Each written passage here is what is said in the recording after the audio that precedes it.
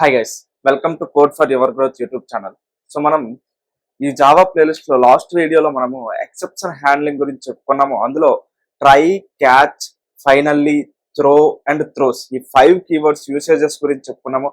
అలానే ఒక ఎక్సెప్షన్ ఎలా హ్యాండిల్ చేయాలి అనే దాని గురించి ఇన్ డీటెయిల్ గా తెలుసుకున్నాం. ఓకే, సో ఈ రోజు ఈ వీడియోలో మనము మల్టిపుల్ క్యాచ్ స్టేట్మెంట్స్ ఎలా యూజ్ చేయాలి అనే దాని గురించి తెలుసుకున్నాం. ఓకే, మనం లాస్ట్ వీడియోలో చెప్పుకునేది ఏంటి అంటే సింగిల్ క్యాచ్ స్టేట్మెంట్. అంటే నాకు ఇక్కడ ఏదైనా ఎర్రర్ వచ్చింది అనుకోండి, సింగిల్ క్యాచ్ స్టేట్మెంట్ ఉండేది. అంటే ఆ రెస్పెక్టివ్ ఎక్సెప్షన్ ని హ్యాండిల్ చేసేవాళ్ళం మనం, అంతే కదా. అంటే సింగిల్ క్యాచ్ స్టేట్మెంట్ ఉండేది. అదే నాకు ఇక్కడ లెట్స్ ఒక 100 లైన్స్ ఆఫ్ కోడ్ ఉంది అనుకోండి. ఓకే, 100 లైన్స్ ఆఫ్ కోడ్ ఉంది. అందులో లెట్స్ నాకు 32 లైన్ లో నాకు లెట్స్ అర్థమెటిక్ ఎక్సెప్షన్ వచ్చే కేసు ఉంది. అలానే 48 లైన్ లో నాకు ఎరే ఇండెక్స్ అవుట్ ఆఫ్ బౌండ్స్ వచ్చే కేసు ఉంది. అంటే 2 కేసెస్. అంటే నాకు 32 లైన్ లో నాకు ఎలా ఉందంటే int result equal to let's A by B అని ఉంది. బి అనేది 0 అయ్యే ఒక పాసిబిలిటీ ఉంది. ఓకే, అటువంటిప్పుడు మనకి ఏంటి అర్థమెటిక్ ఎక్సెప్షన్ అనేది వస్తుంది. అలానే ఈ 48 లైన్ లో నాకు ఏముందంటే system dot out dot println నమ్స్ of 7 అని ఉంది లెట్స్ అనుకోండి. అప్పుడు మనకి ఈ నమ్స్ యొక్క ఎరే సైజ్ అనేది మనకి 7 కన్నా తక్కువ అయింది అనుకోండి. అప్పుడు మనకి ఇక్కడ array index out of bounds exception వచ్చే కేసు ఉంది. అంటే ఈ ట్రై బ్లాక్ లో ఉన్న కోడ్ లో మనకి 2 డిఫరెంట్ టైప్స్ ఆఫ్ ఎక్సెప్షన్స్ వచ్చే కేసు ఉంది. ఓకే, ఒకటి అర్థమెటిక్ ఎక్సెప్షన్ వచ్చే కేసు ఉంది, ఇంకొకటి array index out of bounds వచ్చే కేసు ఉంది.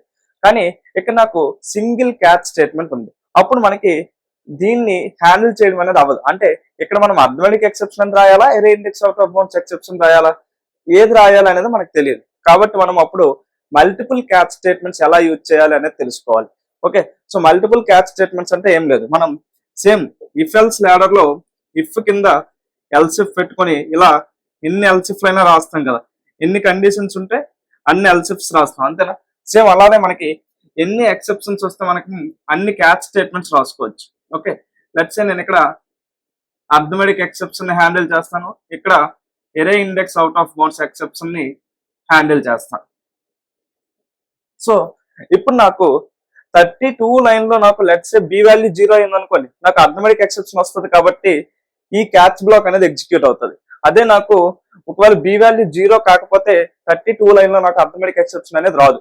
అప్పుడు నాకు 48 లైన్ లో let's say array index out of bounds exception వచ్చింది అనుకోండి. అంటే ఆ నమ్స్ అనే ఎరే యొక్క సైజ్ లెట్స్ సే 7 కన్నా తక్కువ ఉంది అనుకోండి. అప్పుడు మనకి array index out of bounds exception వస్తుంది. అప్పుడు మనకి ఈ క్యాచ్ బ్లాక్ ఎగ్జిక్యూట్ అవుతుంది. ఓకే ఓకే, అంటే ఇక్కడ మనకి 32 లైన్ లో అర్థమెటిక్ ఎక్సెప్షన్ వచ్చింది అనుకోండి, మనకి ఈ క్యాచ్ బ్లాక్ ఎగ్జిక్యూట్ అవుతుంది. ఒకవేళ 48 లైన్ లో array index out of bounds exception వచ్చింది అనుకోండి, మనకి ఈ క్యాచ్ బ్లాక్ ఎగ్జిక్యూట్ అవుతుంది. మనకి 32 లైన్ లో ఒకవేళ ఈ ఎక్సెప్షన్ వస్తే మనకి క్యాచ్ బ్లాక్ ఎగ్జిక్యూట్ అవుతుంది. అంటే 33 లైన్ తర్వాత ఏదైతే కోడ్ ఉందో అది ఎగ్జిక్యూట్ అవ్వదు మనకి 33 లైన్ నుంచి 100 లైన్ వరకు. ఎందుకు 32nd లైన్ లో మనకి అర్థమెటిక్ ఎక్సెప్షన్ వచ్చేసింది, అంటే ఎక్సెప్షన్ త్రో అయింది. అప్పుడు మనకి దాని రెస్పెక్ట్ క్యాచ్ స్టేట్మెంట్ అనేది ఎగ్జిక్యూట్ అవుతుంది. దాని కింద ఉన్న స్టేట్మెంట్స్ అనేవి ఎగ్జిక్యూట్ అవ్వవు. అదే ఒకవేళ మనకి 32 లైన్ లో ఈ ఎక్సెప్షన్ రాకపోతే 48 లైన్ లో లెట్స్ ఎక్సెప్షన్ వచ్చింది అనుకోండి, అప్పుడు మనకి ఈ క్యాచ్ బ్లాక్ ఎగ్జిక్యూట్ అవుతుంది. 48 నుంచి 100 వరకు ఏవైతే లైన్స్ ఉన్నాయో అవి ఎగ్జిక్యూట్ అవ్వవు. ఓకే, ఒకవేళ మనకి array index out of bounds exception 48 line లో రాకపోతే అప్పుడు మనకి టోటల్ 100 లైన్స్ కూడా ఎగ్జిక్యూట్ అవుతాయి. సో ఈ విధంగా మనము 2 క్యాచ్ స్టేట్మెంట్స్, అంటే రెండే కాదు, మనం ఎన్ని క్యాచ్ స్టేట్మెంట్స్ అయినా మనం రాసుకోవచ్చు. మల్టిపుల్ క్యాచ్ స్టేట్మెంట్స్ అనేవి మనము ఒక జావా కోడ్ లో రాసుకోవచ్చు. అంటే మనం రాసిన కోడ్ లో మల్టిపుల్ ఎక్సెప్షన్స్ వచ్చే కేసు ఉందనుకోండి, ఆ ఎక్సెప్షన్స్ అన్నింటినీ మనం హ్యాండిల్ చేయాలి అనుకుంటే అప్పుడు మనము మల్టిపుల్ క్యాచ్ స్టేట్మెంట్స్ అనేవి రాసుకోవాలి. ఓకే, ఇక్కడ నేను ఇంకొక పాయింట్ మీకు చెప్పాలి. ఫస్ట్ దీనికంటే ముందు ఇంకొక పాయింట్ నేను చెప్తాను చూడండి. Let's say try some code ఉంది, క్యాచ్ అర్థమెటిక్ ఎక్సెప్షన్. మనం ఈ ఎక్సెప్షన్ హ్యాండిల్ చేసాం. అంటే in result equal to A by B అనే కోడ్ ఉంది ఇక్కడ మనకి. Okay, so A by B అని ఉంది కాబట్టి ఇక్కడ అర్థమెటిక్ ఎక్సెప్షన్ వచ్చే కేసు ఉంది. అంటే బి వాల్యూ జీ అయితే మనకి అర్థమెటిక్ ఎక్సెప్షన్ వస్తుంది కాబట్టి మనం దాన్ని హ్యాండిల్ చేసుకున్నాం. సో ఇక్కడ ఈ లైన్ లో మనకి అర్థమెటిక్ ఎక్సెప్షన్ వచ్చే కేసు మాత్రం ఉంది కాబట్టి మనం ఇక్కడ ఓన్లీ అర్థమెటిక్ ఎక్సెప్షన్ మాత్రమే హ్యాండిల్ చేసినా పర్వాలేదు, లేకపోతే దీని యొక్క సూపర్ క్లాస్ అయిన ఎక్సెప్షన్ క్లాస్ ని హ్యాండిల్ చేసినా పర్వాలేదు. అంటే ఏదైనా ఒక ఎక్సెప్షన్ ని మనం హ్యాండిల్ చేసాం అనుకోండి, లెట్స్ సే ఎక్స్ అనే ఒక ఎక్సెప్షన్ మనం హ్యాండిల్ చేయాల్సి వస్తే మనము ఆ క్యాచ్ స్టేట్మెంట్ లో ఆ రెస్పెక్ట్ ఎక్స్ అనే క్లాస్ ని, ఎక్స్ అనే ఎక్సెప్షన్ క్లాస్ అయినా పెట్టుకోవచ్చు, లేకపోతే దానిపైన ఏవైనా సూపర్ క్లాసెస్ ఉన్నాయనుకోండి, లెట్స్ సే ఈ ఎక్స్ అనే క్లాస్ వై అనే క్లాస్ ఎక్స్టెండ్ చేస్తుంది, వై అనే క్లాస్ జెడ్ అనే క్లాస్ ఎక్స్టెండ్ చేస్తుంది అనుకోండి. అప్పుడు మనం ఇక్కడ ఎక్స్ అని రాసినా పర్వాలేదు, వై అని రాసినా పర్వాలేదు, జెడ్ అని రాసినా పర్వాలేదు. ఓకే, అర్థమైందా?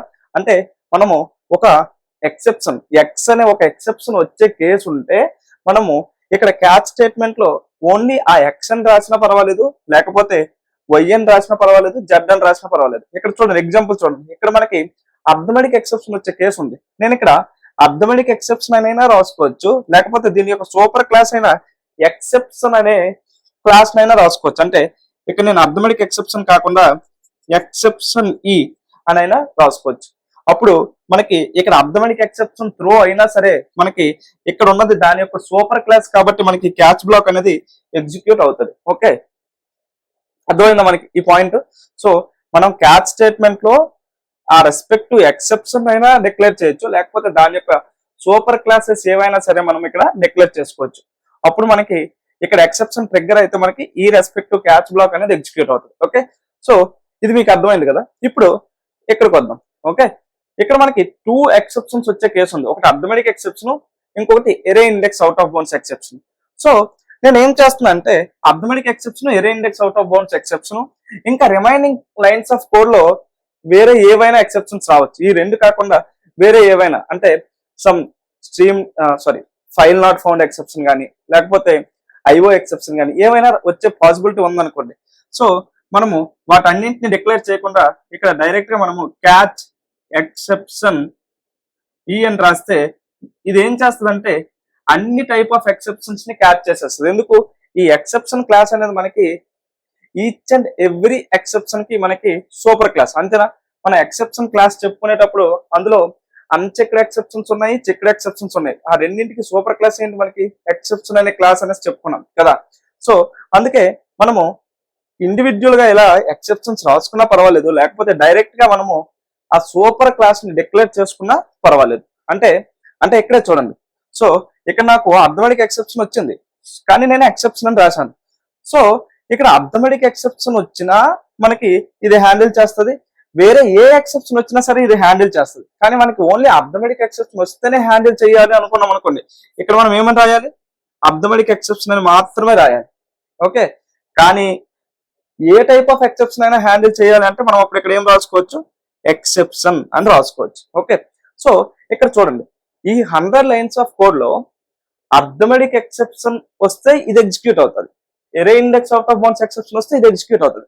ఆ రెండు ఎక్సెప్షన్స్ కాకుండా వేరే ఏ ఎక్సెప్షన్ వచ్చినా సరే మనకి ఈ కోడ్ అనేది ఎగ్జిక్యూట్ అవుతుంది. ఓకే, సో అంటే ఏ ఎక్సెప్షన్ వచ్చినా మనకి ఈ క్యాచ్ స్టేట్మెంట్స్ అనేవి ఎగ్జిక్యూట్ అయ్యి మన ప్రోగ్రామ్ ఎగ్జిక్యూషన్ అనేది బ్రేక్ అవ్వకుండా ఉంటుంది. అదే మనకి క్యాచ్ స్టేట్మెంట్ అనేది లేదు అనుకోండి, మనకి అర్థమెటిక్ ఎక్సెప్షన్ అయినా array index out of bounds exception వచ్చినా అప్పుడు హ్యాండిల్ అవుతాయి. ఈ రెండు కాకుండా వేరే ఏదైనా వచ్చింది అనుకోండి మనకి హ్యాండిల్ అవ్వదు. కాబట్టి మనము వరస్ట్ కేసులో ఈ క్యాచ్ బ్లాక్ కూడా రాసుకుంటే మనకి ఏదైనా సరే హ్యాండిల్ అవుతుంది. ఓకే, సో ఇలా మల్టిపుల్ క్యాచ్ స్టేట్మెంట్స్ ఉండేటప్పుడు మీరు ఒక మెయిన్ పాయింట్ గుర్తుపెట్టుకోవాలి. సో నేను ఈ ఎక్సెప్షన్ ఈ అనే దాన్ని ఇక్కడ కాకుండా ఎక్కడ రాశాను అనుకోండి. ఓకే, ఈ ఎక్సెప్షన్ ఈ అనే దాన్ని నేను ఇక్కడ రాయకుండా ఎక్కడ రాశాను, నేను ఎక్కడ అర్థమెటిక్ ఎక్సెప్షన్ అని రాశాను అనుకోండి. ఓకే, సో ఇది ఏమవుతుంది? ఇప్పుడు అర్థమెటిక్ ఎక్సెప్షన్ వచ్చింది, అప్పుడు ఫస్ట్ క్యాచ్ స్టేట్మెంట్ ఏముంది? ఎక్సెప్షన్ ఉంది. సో అర్థమెటిక్ ఎక్సెప్షన్ యొక్క సూపర్ క్లాస్ ఎక్సెప్షన్ కాబట్టి మనకి ఈ బ్లాక్ ఎగ్జిక్యూట్ అవుతుంది, ఈ బ్లాక్ అనేది ఎగ్జిక్యూట్ అవ్వదు. కానీ మనం ఇలా రాస్తే ఇది కంపైలేషన్ ఎర్రర్ వస్తుంది. ఎందుకు కంపైలేషన్ ఎర్రర్ వస్తుంది అంటే ఈ ఎక్సెప్షన్ అనే క్లాస్ మనకి ఏ క్లాస్ కైనా super class, array index out of bounds exception కైనా అర్థమెటిక్ ఎక్సెప్షన్ కైనా ఏ క్లాస్ కైనా ఈ ఎక్సెప్షన్ అనేది సూపర్ క్లాస్. సో ఎటువంటి ఎక్సెప్షన్ వచ్చినా సరే మనకి ఇది హ్యాండిల్ చేసి ఈ క్యాచ్ బ్లాక్ అనేది ఎగ్జిక్యూట్ అవుతుంది. అటువంటిప్పుడు ఈ రెండు రాయాల్సిన యూస్ ఉందా? ఇది ఎప్పుడైనా అసలు ట్రిగ్గర్ అవుతాయా? ట్రిగ్గర్ అవ్వదు. కాబట్టి ఈ రెండు అన్రీచబుల్ కోడ్. Unreachable code. కాబట్టి మనకి జావా అనేది కంపైలేషన్ ఎర్రర్ ఇస్తుంది. ఓకే, ఎప్పుడైనా సరే మల్టిపుల్ క్యాచ్ స్టేట్మెంట్స్ ఉండేటప్పుడు వాటి యొక్క ఆర్డర్ అనేది సబ్ క్లాసెస్ నుంచి సూపర్ క్లాసెస్ కి ఉండాలి.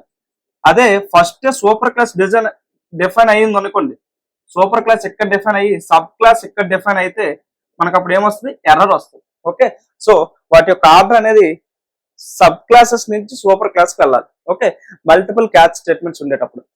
ఇక్కడ అర్థమైంది కదా, మనకి 2 ఎక్సెప్షన్స్ ఉన్నాయి, కానీ మనం ఫస్ట్ లోనే సూపర్ క్లాస్ ని హ్యాండిల్ చేసేసాం కాబట్టి ఇదే ఎప్పుడైనా ఎగ్జిక్యూట్ అవుతుంది. ఈ 2 ఎగ్జిక్యూట్ అవ్వు, ఈ 2 కూడా అన్రీచబుల్ కోడ్ కాబట్టి మనకి కంపైలేషన్ ఎర్రర్ అనేది వస్తుంది. ఓకే, సో ఈ పాయింట్ మెయిన్ పాయింట్, మీరు ఇది గుర్తుపెట్టుకోవాలి. ఓకే ఓకే ఇంకొక పాయింట్ ఏంటి అంటే, ఇక్కడ మనం ఏం రాసాము, 2 స్టేట్మెంట్స్ రాసాము, ట్రై రాసి ఇందులో కోడ్ రాసాము. ఫస్ట్ క్యాచ్ స్టేట్మెంట్ లో అర్థమెటిక్ ఎక్సెప్షన్ రాసాము, సెకండ్ క్యాచ్ స్టేట్మెంట్ లో array index out of bounds exception రాసాం. అంతేనా?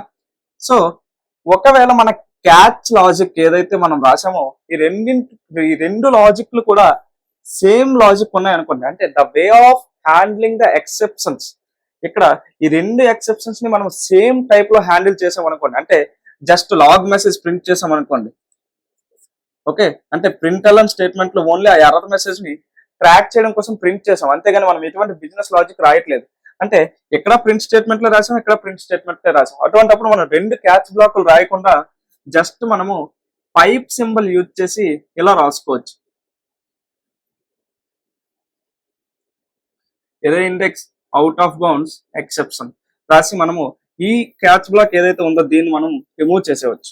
ఓకే, సో అంటే 2 క్యాచ్ బ్లాక్స్ యొక్క way of handling the exception అనేది సేమ్ లాజిక్ ఉంటే మనము 2 క్యాచ్ బ్లాక్స్ రాయకుండా ఓకే మన సింగిల్ క్యాచ్ బ్లాక్ లో మనము ఈ విధంగా రాసుకోవచ్చు పైప్ సింబల్ యూజ్ చేసుకొని. ఓకే, సో ఇది మనకి మల్టిపుల్ క్యాచ్ స్టేట్మెంట్స్ మనం జావాలో ఎలా డిఫైన్ చేయాలి అనే దాని గురించి. ఓకే, సో నెక్స్ట్ మనము కస్టమ్ ఎక్సెప్షన్స్ ని ఎలా క్రియేట్ చేయాలి అనేది మనం మన నెక్స్ట్ వీడియోలో చూద్దాం. ఓకేనా? Thank you so much friends. మీకు మన వే ఆఫ్ ఎక్స్ప్లెనేషన్ నచ్చితే వీడియోని లైక్ చేసి కామెంట్ చేసి షేర్ చేయండి. Thank you so much friends.